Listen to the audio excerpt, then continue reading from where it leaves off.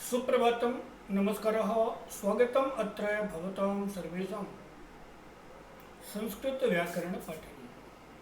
आप सभी का एक बार पुनः संस्कृत व्याकरण की कक्षा में स्वागत है। आज हम बात करेंगे दो प्रत्ययों को लेकर के, त्वत् और तल। त्वत् और तल यह दोनों प्रत्यय जातिवाचक संज्ञाओं और विशेषण शब्दों के साथ में जुड़ करके उन्हें भाववाचक संज्ञा के रूप में बदलते हैं अथवा उस जैसा गुण इस अर्थ में परिवर्तित करते हैं। उस जैसा गुण जैसे गुरु, तो गुरु के जैसा गुण जिसको हम कहेंगे गुरुत्व, यह त्वत् प्रत्यय है। अथवा गुरु होने का गुण गुरुता, यह तल प्रत्यय है। इन दोनों प्रत्ययों को सही तरीके से समझने के लिए हम लोग चलते हैं स्क्रीन की तरफ और स्क्रीन के माध्यम से इन दोनों प्रत्ययों को समझने का प्रयास करते हैं। आइए स्क्रीन में। तत्प्रत्यय अस्य प्रत्ययस्य प्रयोगेण भाववाचक संज्ञानां निर्माणं भवति। पहले ही बता चुका हूँ, इस प्रत्यय के प्रयोग से भाववाचक संज्ञा का निर्माण होता है। इति प्रत्ययाः विशेषण पदेषु अथवा जातिवाचक संज्ञासु प्रयुज्यन्ते।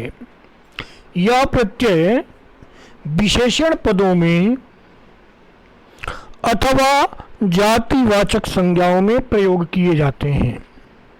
प्रयोग के समय में त्वत् स्थाने त्व इत्यस्य प्रयोगः भवति, यानी प्रयोग के समय में त्वत् के स्थान पर त्व का प्रयोग होता है।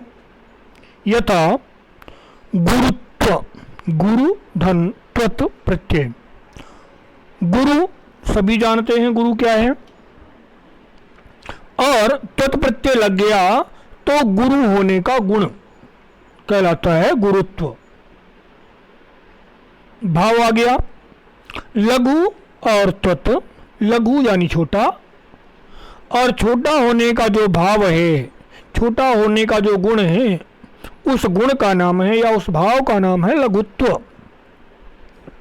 पुनः मनुष्य, मनुष्य और त्वत्, मनुष्यत्व, अथवा मानव और त्वत्, मानवत्व।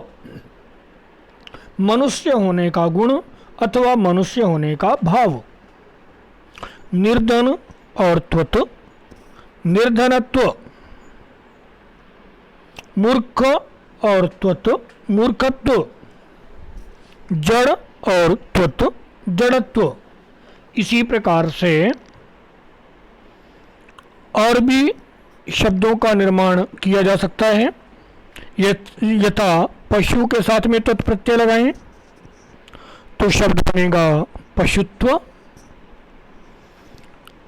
या निर्धन के साथ में त्वत् प्रत्यय लगाएं तो निर्धनत्व। धनिक के साथ में त्वत् प्रत्यय लगाएं तो धनिकत्व। इस प्रकार से त्वत् प्रत्यय का प्रयोग करने से हम सामान्य शब्दों से यानी विशेषण पदों से अथवा जातिवाचक संज्ञाओं से भाव का अर्थ ले सकते हैं। पुनः दूसरा प्रत्यय है तल प्रत्यय। इसको भी देखते हैं क्या है। द्वितीय तल प्रत्यय।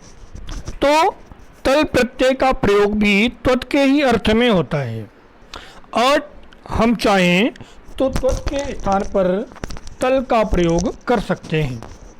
त्वत् के स्थान पर तल का प्रयोग अथवा तल के स्थान पर त्वत् का प्रयोग किया जा सकता है। दोनों ही एक दूसरे के पूरक हैं, या यूं कहिए कि दोनों एक दूसरे के समानार्थी हैं। तल प्रत्ययस्य प्रयोगः अपि त्वत् प्रत्ययवत् भाववाचकानां निर्माणार्थम एव भवति। तल प्रत्यय का प्रयोग भी त्वत् प्रत्यय की तरह ही भाववाचक पदों के निर्माण के लिए होता है। और एते अपि प्रत्ययाः विशेषण पदेषु अथवा जातिवाचक संज्ञासु प्रयुज्यन्ते। और यह भी पद या भी प्रत्यय अथवा ये प्रत्यय भी उसी प्रकार से विशेषण पदों में अथवा जातिवाचक संज्ञाओं में ही लगाए जाते हैं। प्रयोग समये त्वत् स्थाने तल भवति। प्रयोग के समय में प्रयोग समये तल स्थाने ता इत्यस्य प्रयोगः भवति। प्रयोग के समय में तल के स्थान पर केवल ता बचता है। यथा गुरु और तल, तो शब्द बनेगा गुरुता। लघु और तल, लघुता, तो चाहे गुरुत्व कहिए अथवा गुरुता कहिए, अर्थ वही है। लघु कहिए अथवा लघुता कहिए, अर्थ वही है। मनुष्यत्व अथवा मनुष्यता समान ही अर्थ है, किंतु यदि मनुष्यता है तो तल प्रत्यय है और मनुष्यत्व है तो त्वत् प्रत्यय है। निर्धन और तल, निर्धनता।